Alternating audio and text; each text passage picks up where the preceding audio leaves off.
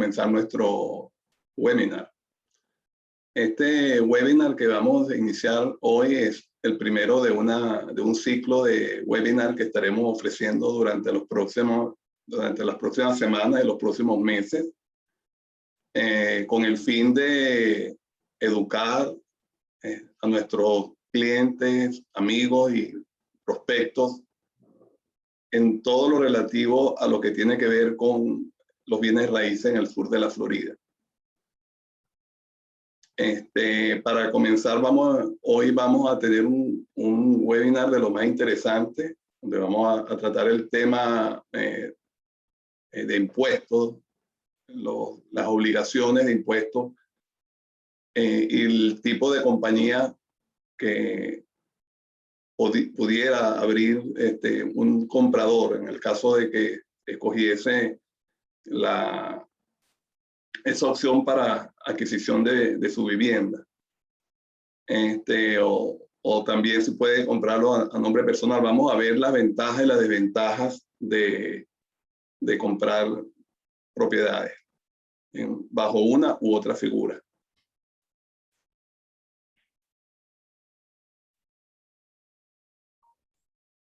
Quiero comenzar introduciéndome. Bueno, mi nombre es Marco Barro, para los que no me conocen. Soy un asesor inmobiliario licenciado en el estado de la Florida. Pertenezco a la Asociación Nacional de Realtor de los Estados Unidos y soy miembro activo de la Asociación de Realtor de Miami. Cuento con más de 15 años de experiencia en el área inmobiliaria y estoy especializado en la asesoría inmobiliaria para compradores extranjeros. Esta tarde me va a acompañar Ninochka Hedge. Ella es licenciada en Administración Pública y Contaduría Pública y agente inmobiliario licenciada en el estado de la Florida. Tiene más de 14 años de experiencia trabajando con inversionistas extranjeros y tiene un amplio conocimiento de la materia impositiva para los extranjeros. Como bien sabemos, el tema de impuestos es un tema muy serio y muy importante en este país y por tanto hay que tomar todas las medidas necesarias para siempre estar bajo el cumplimiento de la ley. Esta sería la forma de contactarnos. Quieren tomar fotos, si quieren ver, anotar, que no tengan nuestra información personal y de contacto.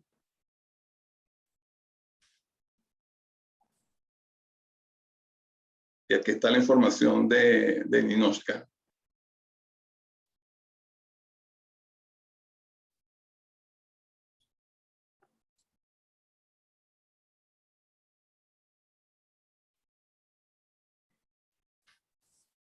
Entrando directamente ya en el tema, quiero mencionarle un poco acerca del título, ¿verdad? ¿Cuál es el principal error que cometen los inversionistas al comprar su propiedad en la Florida? Definitivamente el principal error es no buscar asesoramiento, definitivamente. Antes de dar un paso tan importante, es conveniente que busquemos el asesoramiento de las personas que conocemos la materia con el fin de poder minimizar cualquier error, cualquier impacto que pudiese tener la compra. Entonces es muy conveniente siempre estar asesorado por personas que conozcan la materia, ¿no? Entonces ese sería el principal error. Adicionalmente vamos a tocar algunos temas como lo siguiente: decidí ya invertir en una propiedad en Miami. Ahora quiero saber, ¿debo hacerlo a nombre personal o a nombre de una compañía? ¿Cuáles serían las ventajas o desventajas de hacerlo a nombre de una compañía o también a nombre personal? ¿Qué tipo, en el caso que decida irme por la vía de la compañía, cuál tipo de compañía debería utilizar o me convendría utilizar? Porque hay varios tipos de compañía, por supuesto, ¿no? ¿Qué impuestos debo pagar como propietario de una propiedad? ¿Cuáles son los requisitos para abrir una compañía en la Florida? ¿Y cuáles serían sus costos y mantenimiento por mantenerlo, verdad? Y por último, una pregunta que siempre me hacen muchas personas: ¿me convendría abrir una compañía en otro estado donde la información no sea pública? Es básicamente lo que vamos a tratar, ¿no? Después de la exposición de Ninoca y nuestra, pueden con toda confianza hacernos sus preguntas, y durante el trayecto también pueden utilizar el chat para hacernos sus preguntas de una vez, ¿verdad? Entonces, bueno, sin más introducción, vamos directamente a escuchar a Ninoca. Ninoca, suponte que yo soy un comprador, vengo de Bogotá, por ejemplo, vengo de Colombia, y quiero venir a comprar mi propiedad en los Estados Unidos. ¿Cómo debería comprarla? ¿Debería comprarla a nombre personal o a nombre de una compañía? Explícanos un poco, danos tu visión, por favor.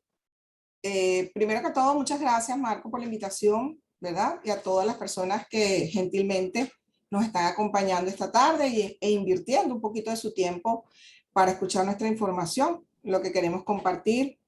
En términos bien generales, entendiendo que cada caso es bien particular, cada persona tiene su propio contexto en el cual pues, puede desarrollar una estrategia de inversión. Vamos a hacer una presentación amplia. Vamos a tratar de hacerla sencilla porque el área a veces es un poquito contable, fiscal, medio legal, pues que no sea una cosa tan densa, que no se nos asusten con la terminología, sino compartir de manera sencilla y casos particulares o más de mayor envergadura, pues los podemos tratar de forma personalizada. Me gustaría, por favor, que compartieras la presentación con la que me voy a apoyar un poco, ¿verdad? Claro. Para seguir como una pauta, ¿no? Tu pregunta es muy válida, nos las hacen con muchísima frecuencia acá en nuestra oficina, y porque todo, como sabemos, todo tiene un pro y todo tiene un contra.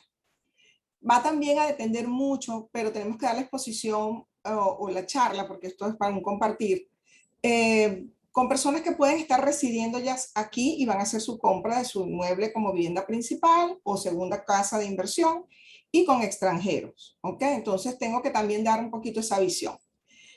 A título personal, básicamente, si la persona vive, está residenciada de manera permanente acá en Estados Unidos, diríamos que la parte personal, la ventaja es que, bueno, nuestra primera adquisición de vivienda probablemente pasa a ser el activo más importante a nivel familiar, y lo vamos a comprar a título personal, porque es nuestro patrimonio, es una vivienda principal y así es declarada ante los récords del condado donde compramos, y por lo tanto, disculpen que voy a bajar el teléfono, y por lo tanto queda resguardado nuestro patrimonio de posibles situaciones que se puedan presentar de insolvencia, etcétera. Nuestra vivienda principal queda bastante protegida, ¿ok? A la hora de tener que pagar los impuestos que pagamos de propiedad, que son todos los años, los property taxes, pues también tenemos una reducción importante sobre la cual nos van a calcular esos impuestos cuando tenemos declarada nuestra vivienda principal como tal, ¿ok? Por supuesto, si la tenemos registrada a título personal, pues tampoco estamos incurriendo en gastos adicionales de apertura de empresas, de constitución de compañías y de mantenimiento, ¿ok? Y, por supuesto, cuando la compramos y tenemos una hipoteca y cumplimos con nuestra hipoteca correctamente o puntualmente, pues está demostrado que es una excelente forma de ir haciendo crédito en Estados Unidos. Y el crédito para nosotros o para las personas que viven ya, radican permanentemente en Estados Unidos, pues el crédito es la base, es una de las bases más importantes para nuestra estabilidad financiera, ¿ok? Eso es muy enfocado en la persona cuando vive acá. Cuando no vive acá, Marco, que es la parte del inversionista, que tenemos tantos casos, o la mayoría de los casos, ¿verdad?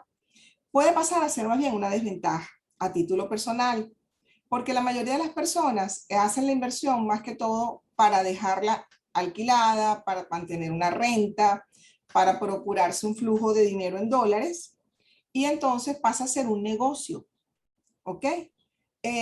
Por lo general también la persona puede, además de tener la plata para invertir en una casa, pues también puede tener plata adicional guardada, resguardada en dólares.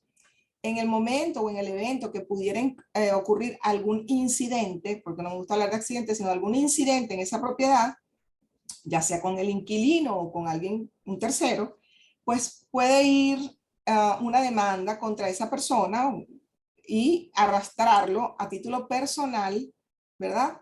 Y comprometerlo de alguna manera, algún tipo de responsabilidad legal o fiscal, si está a título personal, ¿ok?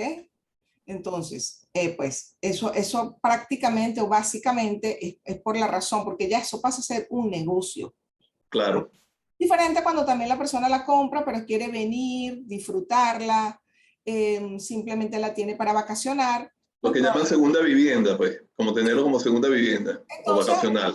no conviene, aunque tampoco viva aquí permanentemente, no es indispensable o no es tan recomendado que incurra en colocarla a nombre de una compañía. ¿Ok? Pero definitivamente la mayor ventaja o la gran desventaja, si es a título personal y es un extranjero, es que su patrimonio personal puede estar en riesgo y hay un punto importante que no lo vamos a desarrollar de manera, no lo vamos a desarrollar, pues, pero que puede ser la parte de herencia o complejidad, una complejidad sucesoral cuando los dueños son extranjeros y en algún momento fallece alguno de los dueños o el dueño. Básicamente sería eso, ¿no? Cuando es a título personal. Ok. Vamos a la parte de compañías, la próxima lámina, ¿verdad? Sí. Ya, espérate, estoy tratando de... No es... Ok. Cuando ya adquirimos una propiedad, puede ser residencial o comercial, como les decía, ¿verdad? Y lo hacemos a título de una empresa, bajo la estructura que después vamos a ver un poquito, ¿verdad? Pues estamos protegiendo la inversión, ¿ok? Sobre todo liabilities o de las posibles responsabilidades si ocurriera algo. Hay una menor exposición, por lo tanto, del patrimonio de sus dueños, ¿ok? Hay una figura también fiscal, esto es netamente ya fiscal, cuando las personas son dueñas de un inmueble acá y son extranjeros y quieren vender su propiedad porque se revalorizó, porque quieren comprar otra cosa, por la razón que Por la sea. razón que sea. Es correcto. Y van a vender muchos clientes, tú y yo lo sabemos, en el momento del cierre se enteran que por ser extranjeros y estar la propiedad a título personal, les hacen una retención en el momento del cierre de hasta el 15% del valor de la propiedad. ¿Ok? Claro. Entonces, una forma de protegernos de esa retención, ¿ok? Es colocar una empresa americana como dueña de la propiedad y quien está vendiendo entonces ya no es la persona, es la Claro. compañía americana. ¿Ok? Así es. Esa retención después se recupera, bueno, eso es otro tema, pero ocurre en primera instancia, en el primer Claro. momento de la venta, la persona, y a veces se llevan esa sorpresa y es realmente, si la gente está esperando ese dinero para salir a comprar otra cosa, imagínate que te retengan en el momento 60,000, 70,000, 90,000 dólares como lo hemos visto, es una sorpresa que no es agradable. ¿Ok? Claro. Si se configura adecuadamente, como dije, pues también nos evitamos algunos problemas sucesorales. ¿Ok? Y es muy importante, también tenemos clientes que tienen la oportunidad de tener más de una propiedad de inversión. Puedes tener dos locales comerciales, dos bodegas, como la llamemos, dos casas, un warehouse. Entonces, cuando ya hay varias propiedades, definitivamente, pues con más razón nosotros sugerimos hacerlo a nombre de compañías. ¿Ok? Hablé ya en plural y hay una forma de estructurar o de sugerir cómo hacerlo para que tampoco sea tan costosa la estructura, pero que sí quede protegida las inversiones. ¿Cuáles son las desventajas, Marco, de hacerlo así? Sí. Las desventajas son, bueno, que la propiedad, la casa, no es tuyo, no es de la persona, es de la empresa. Dice, no, porque esa es mi casa. Le digo, no, no es tu casa, es de la compañía. ¿Ok? Es redundante porque sabemos que uno es el dueño de la empresa y la empresa es de uno. Entonces uno siente y percibe y asimila que no, que sigue siendo mía, pero uno lo hace con toda la intención de que la gente se Que ubique. ubique un poco en que para eso lo hicimos, para que no fuera tuya a título personal y que cualquier cosa es la compañía, ¿no? Es más que todo, es de semántica, pero legalmente, realmente la gente debe entender y fiscalmente que pasó a ser de una entidad jurídica propia, ¿ok? Ok. La desventaja es que requieres incorporar una empresa, no es que sea una desventaja hacerlo, sino que implica pues hacer un trámite, ¿ok? Y Claro. también conlleva unos gastos ya de mantener la empresa, de hacer su renovación anual, de estar pendiente de las declaraciones que conlleva pues tener una empresa en Estados Unidos. Y lógicamente también nos ocurre, pero yo siempre le digo al dueño, alégrate que tienes esta estructura, porque quiere decir que tienes mucho. Cuando dicen, oye, pero ¿por qué tengo que pagar 5 renovaciones? ¿Porque tengo a lo mejor que hacer 5 LLC? Bueno, porque a lo mejor tienes 5 propiedades, o a lo mejor tienes 10 y pusiste 2 en cada compañía para diluir un poquito el riesgo. Entonces, si hay varias propiedades, la estructura se hace un poco más compleja y también un poquito más costosa, pero también Claro, es porque tienes más. claro, Una cosa va con otra, ¿ok? Esas totalmente. serían en general las ventajas y las desventajas de hacerlo a título personal o a título corporativo, ¿ok? No sé Ok, si la pregunta es... aquí uno de los puntos que tocábamos era mejores formas de comprar una propiedad, ok, tipo de compañías sugeridas. Sí, Sí, las personas leen mucho y vienen algunas personas bastante documentadas sí, o el amigo, Google amigo, ¿verdad? Que nos dijo, mira, todos mis amigos abren el LLC, pero ¿por qué la abren? No, yo no sé, pero ellos lo abren. Entonces yo, bueno, ok, está bien, eso no está malo, no es que está malo, y claro, hay que preguntarle a los amigos que ya lo vienen haciendo, porque sí hay personas bien asesoradas, pero en general es la pregunta regular que nos hacen siempre. Y esta respuesta, no hay una sola respuesta, porque también depende de cada caso, de cada persona, de su estructura patrimonial, sucesoral. Eh, es muy amplio y eso sí hay que analizarlo preferiblemente con el cliente, ¿verdad? Para que se lleve una buena asesoría. Pero en términos generales tenemos 3 estructuras que son las comunes o las básicas. La corporación regular, que se asimila en nuestros países a una compañía anónima, a una sociedad anónima, ¿ok? Que es lo que llamamos aquí una corporación tipo C, ¿ok? Corp, Corp, Una corp o una o Inc. Inc, o Es lo Inc. mismo, es correcto, es lo mismo. Se asimilan a nuestras compañías anónimas, sociedades anónimas. Es una excelente opción para comprar una propiedad, ¿ok? Es excelente al momento de que hablamos hace un ratito de la posible retención al momento de la venta. Cuando creamos una corporación, sin duda alguna, las casas de título, que son las que regulan un poquito los cierres y cómo el momento de firmar, cómo se ejecuta un cierre, ¿verdad? Y ahí tú eres el experto. Claro. Cuando ven que es una corporación o una I, dicen, no hay firta. Quien vende es una propiedad, es una entidad americana y no va a haber firta. Entonces, por ahí, No va a haber retención del 15% mencionado. sí, no hay un caso de firta como tal. Ellos consideran que no hay una disposición de un activo por parte de un foráneo, sino que Claro. está haciendo la disposición del activo es Es una compañía doméstica, una doméstica de es aquí. un doméstico, esa es la palabra. Es una Claro, persona doméstica, persona natural. Bueno, en este caso, si es natural, pues no. Es una persona jurídica doméstica y entonces nos evitamos por ahí eso. ¿Ok? Además de que también nos evitamos un tema de un liability o de una responsabilidad si ocurriera algo, pues responde la compañía hasta el capital que esté invertido en esa compañía y la persona, si tiene 1, 2, 3 millones o lo que sea guardadito en su banco, pues en teoría eso no. Siempre que las personas también respeten el uso de esa compañía, ¿no? Eso es otro claro, tema. ese es otro tema diferente. Sí, Sí. después lo vamos a ver, pero con otra invitación. Entonces, ok, cuando hay varias propiedades, pues nosotros a veces arriba colocamos como casa matriz, vamos a llamarla así, una corporación, y abajo a veces colocamos una LLC para proteger la inversión, pero que tampoco le salga al inversionista tanto volumen de declaraciones y tantos costos asociados a dichas declaraciones, ¿ok? Por eso Claro, hablamos de que hay varias propiedades, podemos sugerirla como una empresa tipo holding y debajo de ella tener varias LLC. Es una mamá que va a tener varios hijitos, ¿no? Para que siempre lo pongo así. Luego también tenemos las LLC de un solo miembro. La LLC en inglés es un Limited Liability Company, una compañía de responsabilidad limitada que equivale a nuestras SRL, ¿ok? Para hacer la analogía. Las LLC de un solo miembro, yo en lo particular no las recomiendo porque allí inclusive la parte fiscal recae directamente en la persona. ¿Ok? Allí sí se funde eso de que la persona soy yo y yo soy la persona. Y de hecho lo vemos nosotros también muy frecuentemente que al momento de las ventas, las casas de título Me dice, yo le digo, mira, la LLC es americana, está creada, constituida en la Florida y es 100% americana. Me dijo, sí, pero es de un solo miembro y el miembro es extranjero. Por lo tanto, vamos a aplicarle el FIRTA. Entonces, se puede hacer, pero no necesariamente es lo más recomendado. ¿Ok?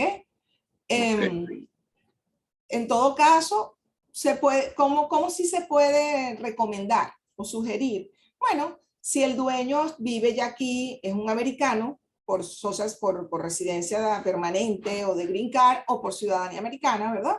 Que tenga varias propiedades y quiera protegerlas, pues eso es una buena opción, ¿ok?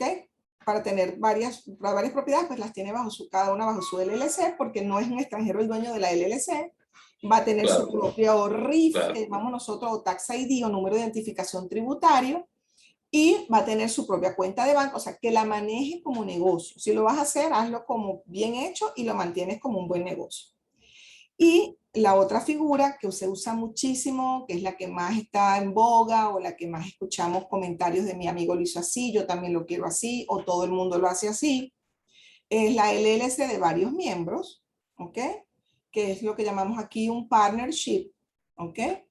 Que es una sociedad de responsabilidad limitada, pero diluida la responsabilidad en varios dueños, ¿ok? Es una excelente opción para los extranjeros, definitivamente. Nos evita el FIRTA también, cuando se demuestra que es una LLC americana, aunque varios dueños sean sean extranjeros, ¿ok? Y también presenta una buena opción para la protección a nivel sucesoral. Entonces, entre la Corp y la LLC, por lo más común es la LLC de varios miembros, por algunas ventajas o flexibilidades, vamos a llamarle así. Tiene flexibilidades operativas respecto a las corporaciones, ¿no? Entonces, por eso sugerimos, puede ser una muy buena opción la LLC de varios miembros. Ok. Si quieres, pasamos a la siguiente pregunta. Porque lo que hiciste tú fue recopilar como las inquietudes, entiendo que a nivel de real estate te hacen a ti, ¿no? Sí, sin duda eso fue lo que hice. Las preguntas que más me hacen, las recopilé de alguna manera, por alguna circunstancia. Le estoy dando aquí voy a un momentico a dejar de compartir pantalla para ver qué pasó con esto acá un momento. Yo tengo acá otras. Ok, yo voy a seguir, ¿no? Entiendo que sí. La otra pregunta que te hacen muy frecuentemente es ¿qué impuestos debo pagar? Sí. A mí me la hacen mucho. Ajá, perdón. Sí, no, yo te quería decir respecto a los impuestos, que esa parte la puedo yo tocar, la parte de impuesto de la propiedad, porque por supuesto, ese es el impuesto más común, ¿verdad? Que tenemos nosotros. Todo propietario de algún tipo de inmueble en los Estados Unidos tiene que pagar el impuesto a la propiedad. Ese impuesto en otras partes se llama derecho de frente, tiene diferentes nombres dependiendo del país. Aquí en la Florida el impuesto de la propiedad se paga una vez al año y el porcentaje, el valor va en función al precio de la propiedad. Para calcularlo fácilmente se puede multiplicar el valor de la propiedad por 2% y vamos a obtener el valor máximo que pagaríamos. Y si lo multiplicamos por 1.5%, el valor mínimo. Un ejemplo, una propiedad que cueste 200,000, quiere decir que pagaría entonces entre 3,000 y 4,000 dólares al año de impuesto. Eso sería el impuesto que paga por una propiedad, una persona que tenga una propiedad que cuesta aproximadamente 200,000. ¿Existe algún otro tipo de impuesto, Ninochka? Eso no tiene entonces, para aclararle a nuestros participantes, que no tiene nada que ver con impuestos sobre la renta. Que No, eso es como un derecho de frente o una, ¿cómo se le pudiera llamar? ¿Qué analogía pudiéramos hacer para nuestros países? Yo el nombre más común que he escuchado es derecho de frente, pero sé que en otros países tienen otros nombres también, ¿verdad? Los prediales. Exactamente, prediales. Sí, prediales, exacto, es un predial de alguna manera. Sí, bueno, adicionalmente a eso, pues lógicamente si nosotros cuando vienen me dicen, no, yo nunca he declarado la renta porque yo no vivo acá, yo soy extranjero y yo no tengo que hacer taxes e impuestos acá, yo declaro mis impuestos en mi país. Y está muy bien, sí es verdad, pero no del todo, porque cuando ya dejamos una inversión tipo negocio, pues ya estamos haciendo negocios vinculados directamente, la fuente del ingreso está aquí en Estados Unidos. Y entonces, a pesar de que seamos extranjeros, ¿verdad? El deber ser es reconocer que hay un ingreso por renta, ¿verdad? Que también tengo unos gastos que voy a incluir en mis, o que voy a imputarle a esos ingresos unos gastos. Allí, esa es la página. Ok, que voy a Exacto, imputarle ok. unos gastos, como son los pagos de asociación, como es la comisión que se le paga a los realtors por renovar un contrato, por los mantenimientos, por reparaciones menores. Si hay mejoras, importantísimo dejarlas documentadas y dejarlas calculadas y decírselas al fisco, ¿ok?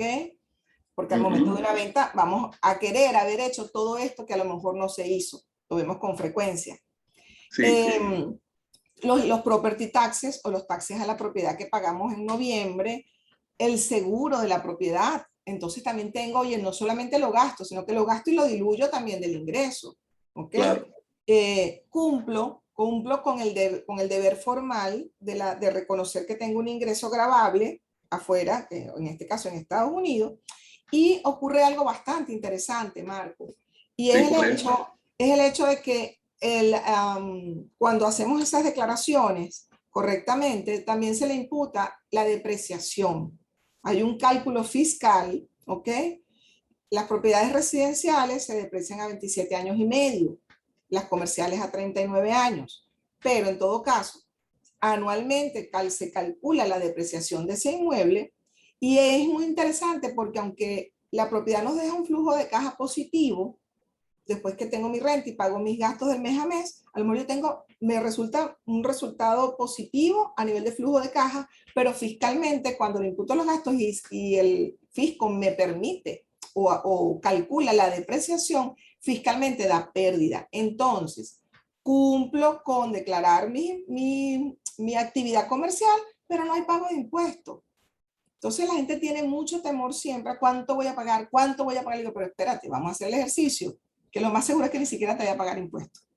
¿Okay? Y Claro, por la parte, por la vía legal y la vía correcta, que es la que siempre vamos a nosotros por lo menos a sugerir y hacer, ¿no? exactamente. Yo le digo más bien a la gente, más bien ve registrando esa pérdida para que se acumule, para que a futuro, si tú decides vender, también dices, bueno, que me gané tanto, pero tengo esta pérdida acumulada. Y contrarresta un poco ese efecto de esa posible utilidad. ¿Ok? Claro, por tanto, pagar menos impuestos, Y al final, y estás dentro de la ley, estás dentro de la claro, ley. Y por mucho tiempo, por lo general, Marco, las sí, personas se declaran todos los años y se declara y no hay pago de impuestos. Y cumpliste con todo, estás tranquilo. ¿Ok? claro, Entonces, claro. pero en todo caso tenemos el cumplimiento entonces, los property taxes de los que tú hablaste y el impuesto sobre la renta. Y debes declarar aunque lo tengas a título personal, ojo, declaras tú. En este Mm, momento, bueno, hacemos un trámite porque no tienes a lo mejor, no tienes un Social Security, no tienes un número de identificación tributario, nosotros nos encargamos de tramitarlo, que es la ITIN number, y con ese número, pues entonces se hace la declaración, ¿ok? Entonces ya sería el impuesto sobre la renta. Y si es una empresa, pues la empresa ahí sí tiene que declarar todos los años, corporación o LLC, ¿verdad? Y entonces la empresa hace su declaración, imputa todos los gastos, inclusive de mantener esa empresa también, y está protegida, tiene los gastos. Lo más seguro es que también se va a diluir toda la utilidad fiscalmente por la depreciación. La empresa declara y no paga impuestos. Lo que hace es pagar los honorarios, lógicamente, y claro, cumple la empresa para mantenerla al día. ¿Ok? Entonces podemos, y ahora, ¿qué pasa? Oye, es tan rentable la inversión que aunque le calcule la depreciación, tengo una renta tan fabulosa que aunque se deprecia, me da a pagar, bueno, que mejor, eso es el mejor escenario, con toda honestidad. totalmente, claro. Quiere decir que la inversión es súper buena para que cubriendo todos los gastos y aún imputándosele la depreciación, todavía deja utilidad. Se puede ver ya cuando la gente tiene un portafolio. ¿ok? De cierta cantidad que entonces en una pierde, en otra gana, en una ya la pagó con 100% pagada, no hay hipoteca, entonces no tienes el gasto de los intereses, entonces es cuando a lo mejor se va promediando y en general la empresa paga un cierto monto de impuestos, pero es porque, bueno, hay utilidad. El mejor escenario, diría yo. Qué bueno, sí. Sí. La persona me pregunta, bueno, pero ¿cuánto voy a pagar yo de impuestos? Si soy, bueno, es una tabla, aquí va por brackets o por tablas. Si es una persona, a título personal, las personas naturales, pagamos, la tabla empieza desde un 10% de la utilidad neta, no de la renta. La renta menos todos los gastos, menos la prestación, y de lo que queda, si hay utilidad, el 10%, ¿ok? Hasta, y les doy un rango para no poner toda la tabla, ¿verdad? Puse, por ejemplo, tienes que tener hasta un 22%, pero una utilidad de 86,000. De verdad, yo no veo a título personal nadie que después en un año se gane 86,000 dólares con 2 o 3 propiedades. O sea, no existe. ¿Ok? Y todavía con 86,000 dólares de utilidad neta. Eso fue un ejemplo. Yo creo que vale la pena que hagamos más adelante otra presentación. Bueno, que me Claro, inviten, por supuesto. claro. Y hagamos ya con ejemplos numéricos, ¿no? Pero bueno, para no complicar ahorita la cosa, por ejemplo, después de 86,000 dólares de utilidad neta, hasta ese monto sería hasta un 22%. Entonces, pero no es lo Ok, mismo. Si son ok. corporaciones, ya tenemos una tasa fija. Las corporaciones, Corp o Inc., están pagando de la utilidad neta un 21%. ¿Ok? Ok, Entonces, y lo pusieron como un flat. ok. No Lo que está llaman el flat fee, ¿verdad? un flat fee, sí señor. O un impuesto fijo, pues, que va a ser del 21%. Yo quise recalcar con esa frase abajo porque es interesante que la gente tenga ese concepto y pierda un poquito el miedo a hacer sus declaraciones.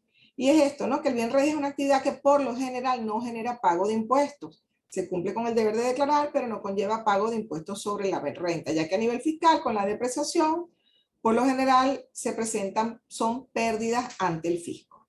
¿Okay? Solo Ok. con una coletilla para reafirmarlo a las personas y se sientan cómodas. Muy bien explicado, Nino. Está muy claro. Sí. Sí. No sé si quiere ya, si esto lo tocamos ya, ¿verdad? Sí, bueno, claro, las personas te dicen, bueno, ok, ya estoy clara, voy a hacer una LLC. ¿Qué Ok. requisito necesito para abrir una empresa? Muchas personas, bueno, primero lo básico, seleccionar un nombre, yo verifico que esté disponible para registrarlo. Los datos normales de cualquier compañía prácticamente, yo creo que a nivel mundial más o menos, que son qué dirección va a tener la empresa, pues a qué se va a dedicar, pues le ponemos que a real estate investment o inversión en bienes raíces, y yo le pongo siempre la coletilla y cualquier actividad de lícito comercio, por si acaso cualquier cosita adicional que tenga, que esté relacionada, pues, ¿no? Claro. Se registra ante el estado de la Florida, ¿ok? O también en el estado en que la persona vaya a invertir o hacer su negocio, ¿ok? Va a depender del estado. Después que tenemos la constitución de la empresa con su nombre que está disponible, que pudo ser registrado, que el estado donde se hizo nos dio conformidad y la registra, pues entonces cuando vamos a solicitarle el Tax ID a la empresa, que también se le conoce como el EIN, pues como un número patronal, o es como en nuestros países hablar de un RIF a título jurídico. Y con El esas registro de información fiscal, por ejemplo, en Venezuela, ¿no? es correcto, es Ok. correcto. Entonces ya con el registro en el estado que corresponde, que es a nivel de cualquier estado, y con el número federal del fisco que nos asignó, ya entonces pues queda como que dice constituida plenamente la compañía o la persona, el ente jurídico, y ya está listo para operar. Lo que le falta es que le coloquemos el monopolio, empezar a jugar monopolio, ponerle su Ok. casita. Está Sí. bien. Muchas personas nos preguntan que no están acá, que no pueden venir de momento, tema pandemia, tema no tengo la visa todavía, voy a la entrevista. Bueno, el tema, las diferentes razones, ¿verdad? Todas válidas. Para abrir la empresa no es requerido que estén acá, ¿ok? Podemos ir haciendo todo el trámite de manera electrónica, ¿ok? Vía correo electrónico, vía email, vía Zoom, para definir un poquito la estructura y entender un poquito a veces la necesidad del cliente y satisfacer su necesidad particular, pues hacemos vía Zoom, hacemos videollamadas, videoconferencia y definimos todo pues vía remota y procedemos. Yo les aviso, mira, ya está listo todo, cuando puedan venir a Estados Unidos o aprovechando que van a venir, bájate, si quieres pasa a la oficina, pues yo les mando todo por correo electrónico y aquí tienes todos los documentos para ir a tu banco, abrir tu cuenta o ir al cierre, ¿ok? Entonces no es requerido, también lo remarqué porque me lo preguntan mucho, no es requerido estar en Estados Unidos para abrir la empresa. Todo podemos empezar, iniciar el proceso por la vía electrónica. Debes tener en cuenta, eso sí, que en la mayoría de los casos, los bancos les gusta ver si yo coloqué papá, mamá y 3 hijos, ¿ok? En el documento constitutivo, el banco de preferencia, y algunos bancos lo exigen, depende mucho del banco, depende hasta del funcionario, ver a todas esas personas el día de la apertura de la cuenta, ¿ok? Entonces, sí debemos colocar, pero también a veces podemos orientar las cosas, metemos primero los 2, 3 que pueden venir y después incluimos. Ya eso es un tip. Claro, claro, exacto. Ya eso es Esa una sería, práctica bajo la manga, ya eso ya nos da la claro, experiencia y por es eso, que te da la experiencia, exactamente. y por eso es bueno conversar con el cliente de primera mano. Y entonces yo le indago, pero ven acá y van a venir todos, que no, mi hijo no tiene visa, mi hijo está en tal país, está estudiando, no va a poder tal, entonces no lo metamos ahorita, vamos a... Bueno, uno le va buscando la vuelta dentro de lo que se debe hacer siempre, pero ser flexibles y darle la mejor opción al cliente, no que se lleve una, que estén aquí, crean que van a hacer un trámite y después no puedan, es muy frustrante. Claro, claro. Sí. Claro. Entonces esos son son los datos básicos. Nos pide también siempre que la gente me dice, deje esto en blanco en el formato que yo les envío porque no sé qué poner. Acá se usa, porque el Estado requiere que haya un agente registrado.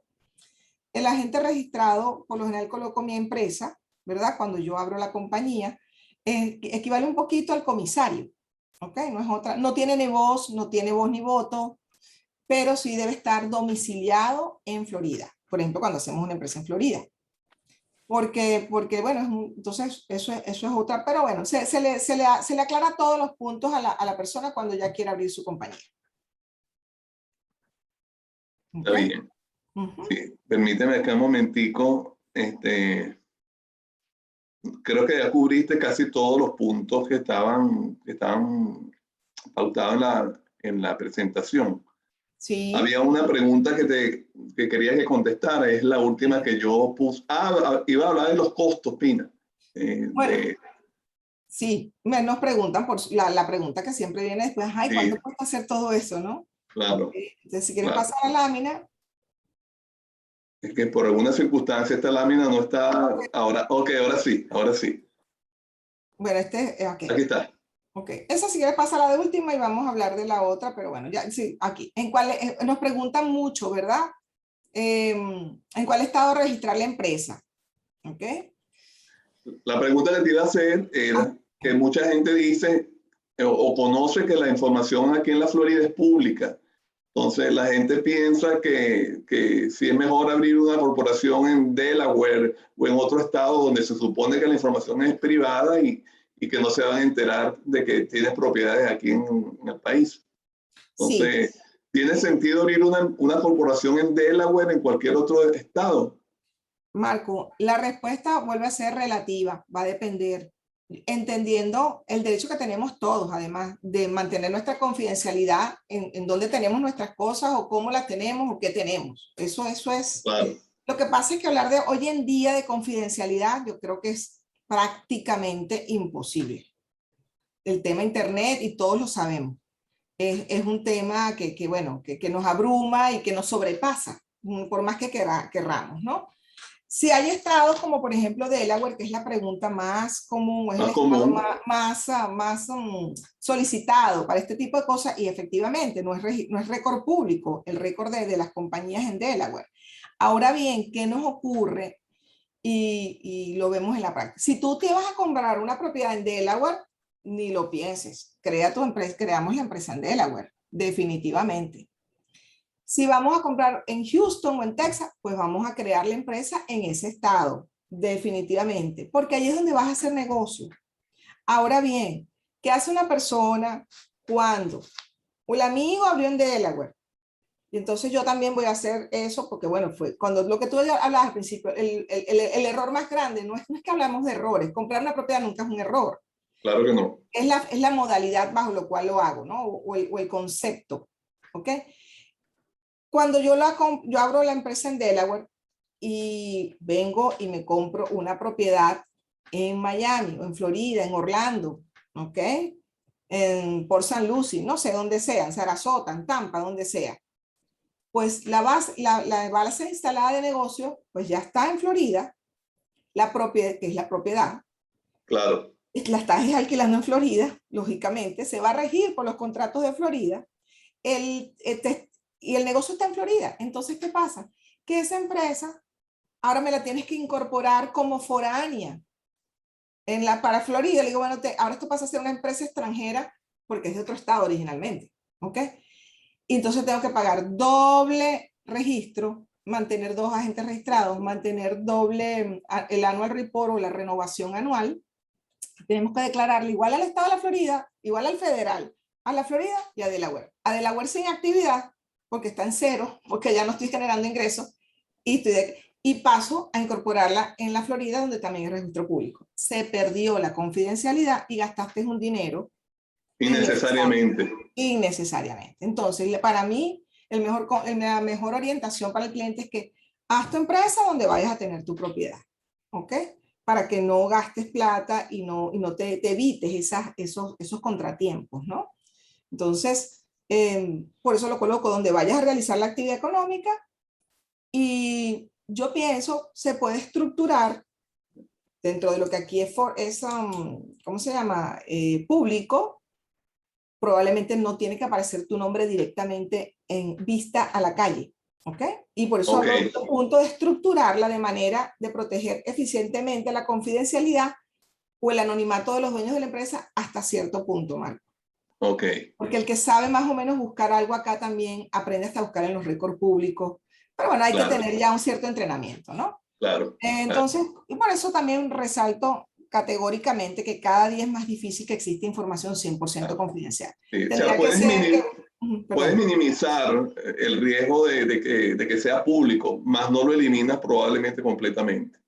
Pero sí, al final, pues, hemos perdido esa capacidad de anonimato, pues, de alguna manera. Todo deja una traza, todo deja, todo deja un rastro, ¿ok? Claro. Entonces es poco probable, pero bueno, tratamos de ayudarlos, ¿no? Cuando nos piden, dice, bueno, vamos a estructurarlo de una manera de que a lo mejor la persona que esté adelante pueda ser una persona con un título administrativo en los registros públicos. Ninosca Hedge Manager, pero yo no le tengo que decir allí inmediatamente al fisco, yo sí le voy a decir quién es el dueño cuando haga la declaración, pero de vista al público probablemente puedo poner delante una figura administrativa que no tenga que ser el dueño. Entonces por ahí vamos, por ahí varía la asesoría. Totalmente entendible. Sí, señor. Yo creo que está bien claro esa inquietud que era era la última que teníamos, y no sé si quiere añadir algo más. Los costos los hacía para creo que debe ser, pues, que la gente también lo pregunta y la gente quiere saber más o menos de cuánto estamos hablando. Mira, alguien está rayando la pantalla, no sé cómo evitar que esto ocurra. Bueno, costos de asesoría, análisis del inversionista, registro, solicitud de tax ID, registro del nombre, y allí va incluido también el fee que hay que pagarle a la Florida. Empezamos desde $600. ¿Por qué Porque si hay personas tengo personas hemos tenido familias que afortunadamente vienen y compran 4 casas. Entonces, cónchale, el análisis es el de una familia, pues entonces hacemos un paquete o algo un poco más razonable, porque están comprando de una vez 4 y hay que estructurarle a lo mejor 4 LLC más una corporación arriba. Entonces, bueno, desde ese monto, pero... Para una sola propiedad sería más o menos ese valor que estás poniendo, sí, 600. Porque sí, en la calle te dicen, no, pero a mí me la rentan, ábrala. Pero la asesoría de qué te conviene, cómo vas a grabar fiscalmente, eso es lo que también estás pagando con nosotros. Claro. Mantenerla, entonces, anualmente, eso me pregunta mucho, oye, quiero saber cuánto me cuesta al año una empresa. Bueno, la renovación anual, que incluye el fee de la Florida, y por lo general colocarnos como agente registrado, 220. Las planillas al impuesto sobre la renta, para el fisco, desde federal y Florida, si es corporación, desde 550. Y hay un proceso contable, porque bueno, lógicamente si tienes todo el año moviendo la empresa a nivel de banco, colectando las rentas, pagando los gastos, etcétera, etcétera. Hay gente que agarra las empresas también un poquito para hacer otras transacciones. Ay, me equivoqué, usé la tarjeta, fui de viaje y la gasté. Bueno, entonces, bueno, hay un fee que siempre es acordado, ¿verdad? Con el cliente y con un fee de procesamiento contable, ¿ok? Y va a depender mucho, también los honorarios van a depender del tipo de estructura. No es lo mismo, vuelvo y repito, una persona que ya tiene, que las tenemos, que juegan, como decimos nosotros, que están jugando monopolio, pero en términos bonitos, no de burla, pues, sino más bien chistoso, pero favorablemente, que pueden jugar monopolio. Tenemos 10 propiedades, 12 propiedades, 3 warehouses, 5 casas. Bueno, entonces ahí esa estructura pues ya se Es más compleja, siempre. por supuesto, ¿no? Claro, claro, pero también se llega a un paquete, ¿no? Porque la idea es Claro, que sea siempre que sea rentable su inversión. claro. Que su inversión siempre sea rentable. ¿Ok? Entonces lo asesoramos, lo apoyamos y buscamos siempre negociar una tarifa razonable. Ganar, ganar. Eso sí, siempre, ¿no? Entonces, Claro, básicamente, pero ahí tienen una idea, esto es una referencia. claro. Sí. Ya Ahora, esto está cubierto. sí, pues ahí está nuestra forma de contactarnos, pues saben que siempre, si no contesto en el momento, contesto más tarde, pero contesto. Nuestros correos electrónicos, nuestros teléfonos, el de WhatsApp es un WhatsApp de negocio, ¿ok? Nuestra página web y bueno, estamos ubicados en Miami, en el Doral. Ahí están nuestras direcciones y tenemos 2 correos electrónicos a disposición, el de arriba asistente de Miami, pero preferiblemente también para esta área jhtnegocios@gmail.com. Ok, magnífico, Ninoska.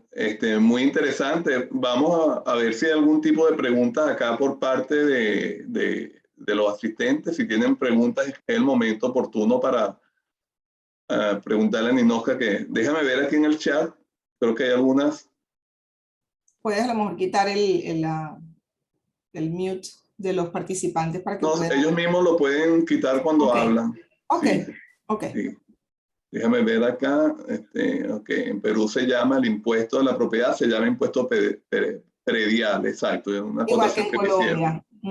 Excelente, Y se paga a la excelente. municipalidad del distrito donde se encuentre la propiedad. Sí, gracias, Luis, por el comentario. Gracias, Luis. Sí, Eila dice, Marco, estas imágenes las vamos a recibir la presentación. Claro que La sí, con podemos mucho. enviar con toda Sí, confianza. Yo lo voy a tener en cuenta, Eida Hernández, para enviarle la presentación. claro que sí. Ok, muy buenas noches, gracias por la charla. ¿Tienen ustedes CPA?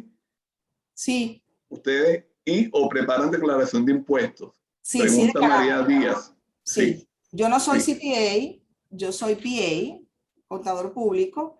Tenemos alianzas con CPA también, En el caso que lo requieran, ¿no? en el caso de que se requiera, Sí, en el caso porque que se requiera. no, Pero no necesariamente se necesita un CPA. ¿Le puede explicar un poquito eso, Ninoska? no, sí, los CPA, con todo el respeto, profesionales con altas credenciales, ¿sabes? Pero, por ejemplo, para un negocio bien raíz, de una inversión pequeña, módica y hasta grande, porque hemos manejado empresas con toda la, sin no mencionar absolutamente ningún nombre, con portafolios de hasta 500 propiedades, ¿ok? Y los hemos preparado por muchos años todos, contabilidad, impuestos, etcétera, etcétera. No es requerido un CPA para este tipo de declaración y de servicios, son requeridos más que todo para una auditoría, para un cierto tipo de servicios. Y preparamos, de hecho, nuestra cartera de clientes, que el 90% son foráneos, con propiedades e inversiones en bienes raíces, la más buena parte de nuestros clientes, a quienes le hacemos desde la apertura hasta las declaraciones, ventas, adquisiciones, cambios de propiedades, traspasos de propiedades a nivel fiscal, ¿no? De una Claro. empresa a otra. Bueno, hacemos todo y cumplimos con todos los requisitos que exige la ley para preparar las planillas de impuestos. Tenemos nuestros números autorizados por el IRS para hacerlo. Y trabajamos con todo lo que exige la ley para poder presentar y hacer planillas de manera tanto a nivel federal como a nivel del Estado, de los estados, y cumplir con todo lo que exige la ley fiscal y dar cumplimiento con los deberes formales de presentación de impuestos. Y en el caso de que sea requerido un CPA, pues también lo referimos con muchísimo gusto. Aquí Xiomara nos informa, muchas gracias por la charla tan interesante. Gracias, Xiomara. Gracias, Xiomara. Muchísimas gracias. María Díaz dice, sí, sería maravillosa la explicación. Okay. Gracias. Ok, qué bueno. Moisés dice, buenas tardes. ¿Puede una LLC familiar solicitar un crédito bancario para adquirir una propiedad y qué requisitos necesita? Sí, sí puede. Claro que sí. Va a depender mucho cómo se venga manejando la LLC, qué récords tiene, los tax return, las declaraciones de impuestos que ella venga haciendo. Va a recaer siempre, las LLC siempre recaen en sus miembros, ¿verdad? La parte fiscal, el pago de los impuestos, hubiese algo, ¿no? Pero la respuesta es sí, sí se puede. Sí puede. A lo mejor al ser los dueños de la LLC, personas a lo mejor naturales foráneas, termina recayendo un poquito en la parte foránea, y ahí tú eres el experto, Marco, en que le den préstamos. Ellos siempre van a estar obligados, ellos frente a la empresa. O sea, la empresa puede salir el préstamo a nombre de la empresa, pero detrás van a estar ellos como garantes de ese préstamo. Así es. Pero sí hay figuras que permiten otorgar créditos para comprar hasta nuevas propiedades, etcétera, etcétera. Sí. Definitivamente sí. Aquí hay otra pregunta de parte de Ángel. Dice, ¿podemos plantear su apoyo profesional para varios estados o solo Florida? Mira, especialistas o vamos a ser especialistas cómodamente Florida. ¿Ok? Cómodamente Florida. A nivel federal nosotros podemos hacer las planillas porque a nivel federal es lo mismo, ¿no? Como federación, como estado federado. Hay ciertos estados que tienen ciertas particularidades, pero respondiendo a su pregunta, sí tenemos clientes en Nueva York, tenemos clientes en California, tenemos clientes en Texas. Entonces, si es depende del negocio, depende de lo que estén haciendo, en Arkansas también, ¿sabes? Entonces, es cuestión de revisar, analizar qué requieren, si es una inversión de un inmueble. Tenía unas personas que están invirtiendo en Argentina, hacia Baltimore, y más que todo hacia Baltimore. Y también los hemos estado atendiendo acá en la oficina. Así que con gusto podemos evaluar y decirle pues exactamente qué necesita, y si lo podemos, con mucho gusto, pues lo podemos atender. Claro. Aquí nos preguntan, María, ¿cuándo se necesita un CPA? Pregunta ella, ¿no? Cuando te lo exijan, sí, es verdad. Hay en algunos casos que son mínimos, pero cuando te digo mínimos, son mínimos. El banco te dice que quiera un estado financiero firmado por un CPA. Bueno, si el banco así o un ente que lo pida por un CPA, pues no hay nada que hacer, es un CPA. Que te digo, no sé, yo diría que en el año se presentará un caso, si acaso. Pero bueno, puede ser que ocurra. Si solicita alguien unos estados financieros auditados por un CPA, pues también no hay pataleo, vamos a decirlo como decíamos. ¿Cómo es? Sí, no, sí, pero de resto, en nuestros países hay la concepción de que si no es un CPA, yo en Venezuela soy CPC, contador público colegiado, que si no es un CPC, un CPA, no. Acá pues el CPA es mucho más costoso, una firma de un CPA, porque bueno, una persona es un CPA pues también. Pero por lo general, para el nivel de inversiones, como les comentaba anteriormente, de una propiedad, dos propiedades, 5, 10, pues no es requerido, no es indispensable, pero también queda a gusto del cliente, con toda honestidad, de qué tipo de servicio pueda o quiera contratar, o que su bolsillo también quiera pagar. Así es. Sí. Muy claro. Aquí pregunta Jorge Sainz. No entiendo, no veo muy bien el apellido. Jorge. Hola, buenas noches. ¿Se podría aperturar una cuenta bancaria para una corporación sin acudir en persona? Gracias. Muy difícil. Lamentablemente, Si tienes Social Security, porque tengo clientes que siendo americanos con Social Security están viviendo fuera de los Estados Unidos y en ese caso sí se las abren por teléfono. Vía teléfono, les hacen su entrevista, ven el perfil del cliente, validarán los datos, por supuesto, que da el cliente y le abren sin un Social Security. En verdad, hoy en día, pues no es una opción. Lamentablemente. Claro, claro. Sí. Mira, María Por ahí hay Díaz. ofertas, perdón que te interrumpa. Sí. Muy buena esa pregunta. Muy buena esa pregunta porque Ok. me vienen conocidos, bien cercanos, amigos, clientes, y me muestran los WhatsApp. Te abro tu empresa, te saco el Tax ID, te registro el nombre, soy el novio de la madrina, soy el primera base, bate al designado, o sea, soy todo. Te abro la cuenta de banco y no tienes que venir a USA, $3,500, $4,000. Fíjate que yo te pongo ahí lo que es 600, no me voy a poner a inventar. $3,500. Bueno, eso es una irregularidad muy grande. He estado hablando con los bancos directamente y me han aclarado que eso no es verdad, o sea, que el banco no está autorizado para hacer esos trámites a distancia. Cuando descubran la persona en los bancos, no voy a decir ni siquiera el banco, que lo están haciendo, esa persona va a salir del banco y las cuentas van a ser cerradas. Porque definitivamente es una irregularidad. Lo hacen tanto para personas jurídicas, lo están ofreciendo para personas jurídicas y lo están ofreciendo para personas naturales. ¿Ok? Pero yo les sugiero que aunque luzca muy tentador, pues tengan mucho cuidado. No decir que no lo hagan, pero que tengan mucho cuidado porque no es regular esa forma, esa vía de hacerlo no es una forma, no es la correcta. Hay algo ahí que no está bien. Ok. Mira, María Díaz da las gracias Gracias, no, gracias a ti, María, por Eida Hernández dice excelente, gracias Eida. Isla Blanca pregunta, dice muchas gracias por su asesoría, muy clara. Qué bueno. Es la primera, es la 1 AM, me retiro a descansar, seguimos en contacto. Esa debe estar en Europa por ahí. Buenas noches, Isla. Gracias. Gracias por la presentación. Lamentablemente no veo el nombre aquí, B pequeña. Okay. Yoseli Soto, excelente información concreta, muy importante para aquellos inversionistas extranjeros. Gracias, Yoseli. Rosa Sayej, buenas noches, saludos desde Venezuela. Gracias, señor Marco. Llegué tarde, pero desde luego ahora no los voy a perder. Gracias.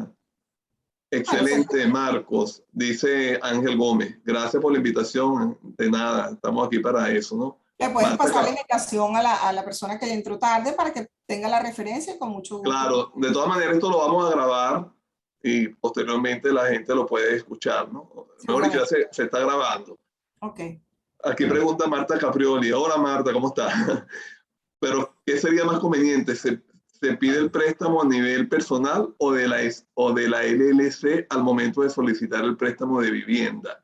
En nuestro caso ya pagamos un préstamo previo y tenemos buen score. Eso es la mejor referencia, Marta. Un gran saludo. La mejor referencia es que ya pagaste bien. Entonces, puedes hacerlo a nombre de la LLC. Usted va a recaer en ustedes siempre el colateral o el cosigner, que llaman acá, sí, ¿verdad? El garante. El garante. Y la mejor referencia es que ya lo pidieron y ya lo pagaron. Entonces ya tienes, acuérdate que aquí, con todas las bondades que tenemos, aquí somos un poquito valemos un poco lo que vale nuestro crédito. Entonces, por ahí nos miden. Entonces, mejor crédito y haber cumplido con nuestras responsabilidades, pues siempre nos premian. Eso sí te lo digo, siempre nos premian. Perfecto. Aquí Rosa Sayé dice, debemos en primer lugar tener un empadronador, en pocas palabras. Esa parte no la... ¿Un empadronador será como una empresa, lo que ella quiere decir? No sé. Rosa previamente nos había hecho, aunque dice, buenas noches, saludos de Venezuela, gracias, ahora no lo voy a perder. Bueno. Hay algo importante, ¿no? para aquellas personas que ya han comprado, y no todo el mundo compra con una empresa, porque en ese momento no se vio que era necesario una sola inversión. No es indispensable, ¿ok? Lo que sí vemos es que en el transcurso del tiempo, las personas van tomando como conciencia hasta del hecho natural de, bueno, tema COVID, por ejemplo, que hoy estamos y se nos ha ido tanta gente o circunstancias inesperadas, vamos a llamarlo así, y que han visto formar la empresa como un vehículo más fácil de operar luego la disposición de esa propiedad, porque es una venta, un traspaso de acciones, etcétera, ¿no? Entonces, hay personas que no es que cometieron un error por haberlo comprado a título personal. No quiero que se lleven esa premisa, eso no es así tampoco, sino que sepan que existen diferentes escenarios, diferentes modalidades, ¿ok? Y hay muchas personas que vienen y dicen, yo lo hice así, pero ¿sabes qué? Quiero cambiarlo, quiero crear una empresa y quiero traspasar la propiedad de título personal a nombre de mi compañía. Y lo están haciendo y lo hacen, lo evaluamos y a veces yo les digo, quédese tranquilo, no vale la pena. Hay otros vamos a decir, subterfugios, pues, o formas de, y eso a lo mejor lo puedes explicar después en otra presentación, Marco, cuando dicen con derecho de supervivencia, ¿sabes? Claro, sí. Para que de repente no se compliquen ya la vida tampoco así, no es que se complican, sino que a lo mejor no justifica lo de un hijo se va a venir a vivir, yo la tenía alquilada, pero ahora mi hijo se viene, que los hay muchos, va a estudiar en Estados Unidos y quiero que él viva la propiedad, no la voy a alquilar más. No hace falta una empresa. No hace falta una empresa porque si ahí pasa algo, su hijo no lo va a demandar a usted, espero. Se han visto casos. Si no, ya me avisan para irle a dar los correazos al hijo. Entonces, bueno, nada, entonces no, quédese tranquilo. Para su caso, a lo mejor ya hoy en día no justifica que abra una empresa porque si es el hijo de usted el que lo va a vivir, ¿no? Entonces, por eso cada caso es muy particular. Claro. Seguimos. Jorge Sainz dice, muchas gracias por la aclaratoria. De nada, Jorge. Marta, hola Nino, excelente. Te dice Marta. Bueno. Ah, chévere. María Díaz dice, ¿cuál es el costo de cambiar una propiedad de nombre particular a una LLC? Correcto, sí. El costo básicamente te lo da una casa de título, ¿ok? Para que hagas lo que llaman una figura que se usa mucho, que es, lo voy a decir en inglés porque no existe nombre en español. Quit Claim Deed, que es la transferencia. Tú cedes tus derechos de esa propiedad, se los cedes a la empresa, ¿ok? Las casas de títulos lo han ido subiendo un poquitico, pero te diré que no es nada, yo lo veo súper razonable, 300, 350, $400. No es una cosa de verdad. Totalmente razonable. Totalmente razonable. Ellos se encargan de hacer la documentación, se encargan luego inclusive de hacer el registro público en el condado que corresponda. Por ejemplo, lo hacemos mucho en Miami-Dade County, en el Miami-Dade, en el condado de Miami. Y nos llega después la certificación con su sello húmedo. Entonces, pues lógicamente lo veo como algo totalmente razonable, pues no es que haya que hacer una inversión de dinero mayormente para eso. Bueno, que tenemos que invertir en crear la LLC, que ya tiene los costos por allí, y eso, crear la LLC y luego el Quick Claim Deed, que es un trámite bastante sencillo si se quiere y por lo tanto no es costoso. Exacto. Rosa Sayé dice, sí, gracias por la aclaratoria, porque no me expliqué bien, pero me refería a adquirir de forma más fácil a través de alguna empresa. Sí, ya entendí, dice ella. Perfecto, bueno, Rosa. Qué bueno que nos pudimos explicar bien. Fabio Andrade, buenas. Sí, ya tengo un emprendimiento. ¿Se puede aprovechar la LLC creada para la actividad o conviene tener dos LLC distintas? Va a depender mucho del emprendimiento. Si a mí me preguntan, tengo un food truck, tengo un camión de comida aquí en Miami y tengo una propiedad que la quiero poner esa, no, yo digo ni de broma. Te cayó mal una comidita, le cayó una cosita, una bacterita en una lechuguita y la persona se enfermó y fue al hospital, entonces te friega el food truck y te arrastra la propiedad. Cuando son muy disímiles las actividades o hay una de mucho riesgo, yo no las mezclaría. Si tengo un emprendimiento muy módico, por ejemplo, soy diseñador de interiores, soy decorador, bueno, está tan relacionada a la parte de bienes raíces, ¿sabes? que a lo mejor, ¿y cuál es el riesgo? Oye, que a alguien no le gustó un plano, mira, le devuelvo su fee, su plata, no me pague nada y disculpe y no, X. Pero no creo que genere un problema importante, ¿no? Entonces, a lo mejor yo aprovecho, si ya tengo una LLC también, pues, tengo muchísima gente, tengo una LLC y no la uso. Es que ahorita, ahí tengo una cliente que va a usar tenemos 4 años con la LLC, declarándola en cero y renovándola. Al fin me llamó, Nino, ahora sí la voy a usar, estoy comprando una propiedad. Ya no tuvimos que correr a hacer la empresa, ya no tuvimos que correr a sacarle un tax ID a la empresa la hemos mantenido, siempre le digo, mira, ¿la vas a renovar? Me dijo, sí, déjamela ahí, algún día haré algo con ella. Ok, se la pongo en cero y tal, pero ahí está, bueno, ya la usó. Entonces, si es una LLC con poco movimiento, con movimiento que no tenga mayores riesgos, úsala también para el comprar el inmueble, pues. Claro. Te evitas hacer otra, ¿no? Definitivamente. Vamos con la siguiente pregunta. Buenas noches. ¿Las tasas bancarias de préstamos son iguales para extranjeros y americanos? Estoy con usted, señor. Ese es un tema un poquito diferente a lo que estamos, pero con mucho gusto, Henry. Claro.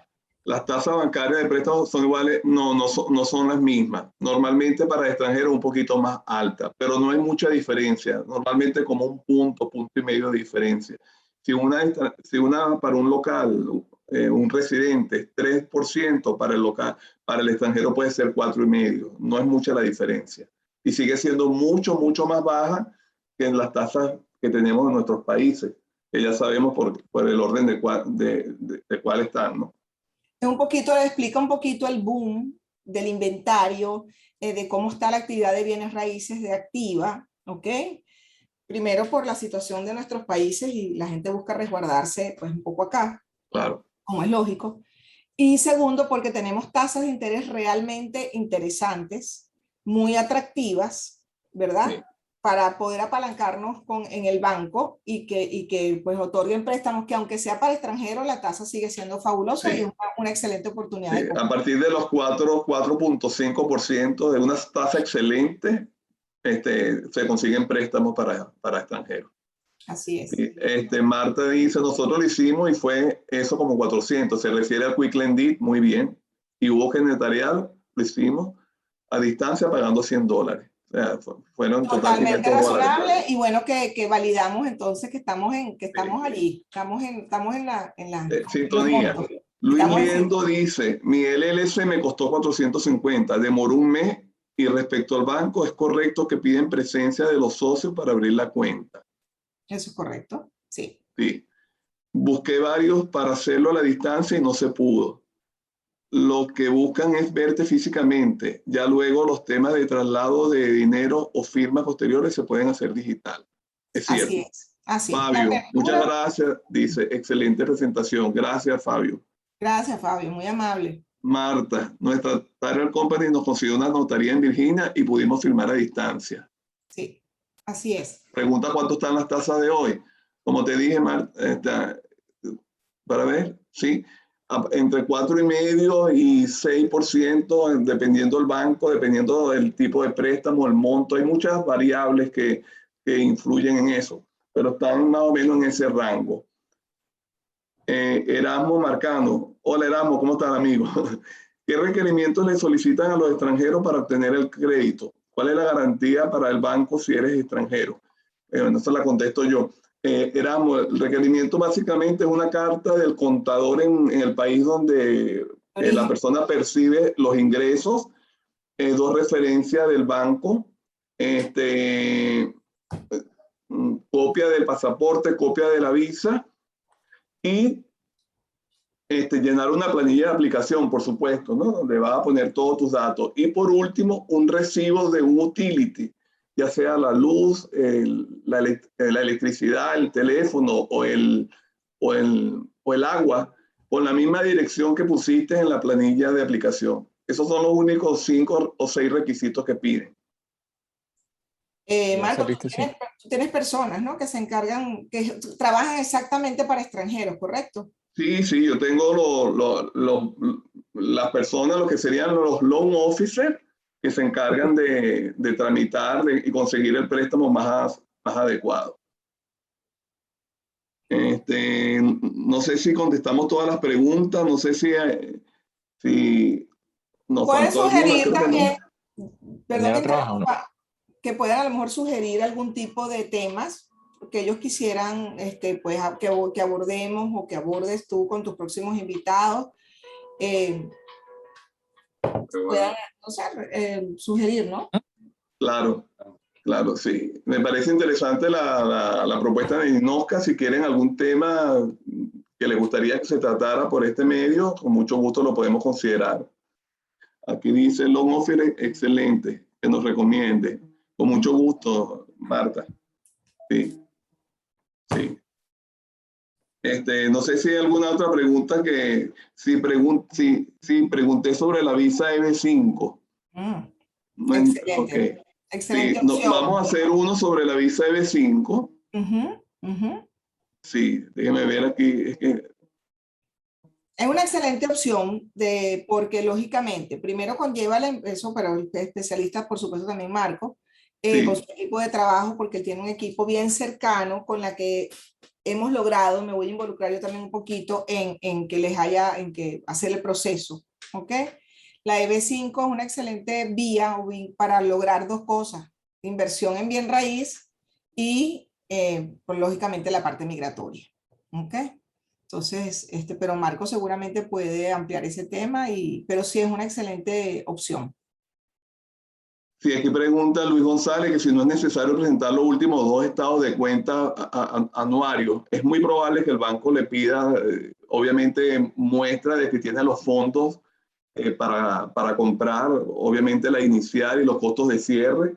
Entonces, pero probablemente la referencia que mencioné también hablen del número, del volumen del monto que maneja la persona. Pero sí, puede ser que el banco le pueda pedir esa información. Muchas Seguramente. gracias por la presentación, dice Sergio Serrano. Dice súper, gracias Sergio, interesante, saludo. Si creas una LLC, pregunta María Díaz, partnership, ¿cuál es el mínimo porcentaje que debe tener el partner? 99. El mínimo es 1, El mínimo. claro, o el 0,5. En la GB5, tú te das cuenta cuando la persona invierte, que a mí me llegan acá las personas para hacer su declaración luego de impuesto y traen el formulario. Cuando hacen la EB5, la inversión la hacen con una LLC y usted va a formar parte de un conglomerado de inversionistas y usted a lo mejor va a tener el 0,089% de una LLC, que claro, en un pote muy grande, eso tiene su valor con la inversión que usted hizo. Entonces te das cuenta que, bueno, 0,0 algo, pero las LLC de 2 miembros, por decir algo, bueno, puede haber uno de 99% y otra con el 1. ¿Ok? O alguien con el 99,5 y la otra persona con el 0,5, pero a partir de 0,01, pues ya. Imagínate. Sí, Sí, sí. Interesante. sí. Aquí hablan de la visa E2, dice Marta. Bueno, pero lo menciona, sí existe esa visa. ¿Este porcentaje del 4,5% es mensual o anual? Anual. Anual. Aquí sería usura, un 4,5 mensual, imagínate, daría como 50% anual. Anual. No, definitivamente es anual, 4,5 anual. Así es. Si te has interesado, contáctame con mucho gusto y te doy más información más detallada respecto a ese préstamo. María Díaz dice gracias, felicitaciones por el webinar, dice José Hedge. Hola José, deben repetirlo, gracias José. Moisés Amaya, no sé, al comprar una casa se puede acceder a una visa E2. No. Ese es un tema un poquito Sí. fuera del entorno de la charla. Sí. Sin No, pero embargo, claro, estamos al hablar de inversión en bienes raíces, bueno, si una cosa conlleva a la otra, pues no. Solamente con comprar la casa, no. No, sí, la E2 es una visa, porque no vamos a hablar de eso ahorita porque es un tema de inmigración, claro. pero es otra cosa, es establecer un negocio con un business plan, con dar empleo, cumplir con otras cosas que son más amplias, que van más allá. Es decir, te sirve como parte de la inversión que puedas probar en tu plan. Porque yo puedo Sí, comprar una casa y convertirla en una academia de algo. Entonces, bueno, voy a crear una academia de música. Y parte de mi inversión y de mi plan es comprar la sede. Entonces, ahí sí. Claro. ¿Okay? Pero no por el hecho de que compré una casa tengo una visa E2, no. Claro. No es así. Un abogado puede probablemente estructurar una visa E2 donde pueda demostrar a lo mejor que comprando una propiedad, pero eso lo tendría que hacer un abogado de inmigración, por supuesto, ¿verdad? Sí, aquí pregunta Ángel Gómez. Tengo familiares en situación de asilo. ¿Pueden salir de esa situación asimilándose a esta? No entendemos A esta a esta que... ¿esta visa será? no sé. No sé. A lo mejor se está refiriendo a la visa, pero que no especifica muy Sí, bien. es un tema netamente migratorio Sí. que debe abordarlo con... Pregunta María Díaz, ¿y quien tenga 1% debe tener ITIN y declarar en USA? Sí, porque depende de tu 1%. ¿Qué pasa si es el 1% de 100 millones? Ok. Es el 1%. Si tenemos participación, si tenemos ya participación en una empresa, claro, tu declaración, ojo, puedes tener ITIN, a lo mejor cuando distribuya la utilidad es tan chiquitica que no es el mínimo requerido para declarar, ¿ok? Pero depende del 1% de qué, ¿ok? Claro. Depende de Marta qué. pregunta, ¿tienes clientes con visa E2? Sí tenemos. Sí, y con EB5 también. También. Sí. Muchas gracias por la información, dice Moisés. Ángel Gómez, asimilándose a la EB5, dice. Asimilándose a la EB5. Claro. Y si tienen la plata, pues que dejen su asilo andando. Yo no soy migración, ojo, pero yo haría. Dejo mi asilo andando, me meto a mi EB5, se están demorando un poquito para hacer, el trámite es largo. Es largo, sí. Pero claro, y nada te priva que tú tengas dos procesos ocurriendo, ¿ok? Uno no prela a otro. No soy abogado de migración ni pretendo serlo ni dar consejería. Es lo que el común, lo que sé desde el día a día, ¿no? De nuestro trabajo. Tú puedes tener esos dos procesos andando. Te salió tu residencia por tu green card, por tu EB5. Suspendes tu asilo, pues y ya está.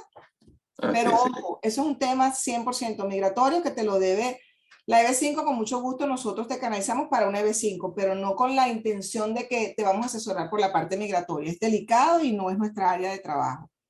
Claro. Tenemos referidos, podemos referir personas de nuestra más alta confianza, con las que estamos día a día pues relacionados y con muchísimo gusto. Claro. María Díaz dice, pensando en la ventaja sucesoral, pero lo hace más complicado que un single partnership entonces. Mil gracias, le contactaré. Okay. Magnífico, María, con toda confianza. Bueno, creo que aquí ya contestamos todas las preguntas, no sé si alguna más o creo que... Bueno, están nuestros contactos, nuestros correos electrónicos, nuestros teléfonos, siempre accesibles, siempre a la orden, y deseándoles pues que siempre puedan tomar las mejores decisiones, pero para tomar a veces buenas decisiones, bueno, siempre para tomar buenas decisiones hay que estar también bien asesorado. Bueno, creo que, bueno, Ninoska, gracias por tu participación, creo que ha sido excelente, ha sido muy interesante para los clientes y las personas que nos siguieron hoy, ¿verdad? Gracias, Marco. Esperamos podamos hacer otra en el futuro. Claro y bueno, nos despedimos entonces.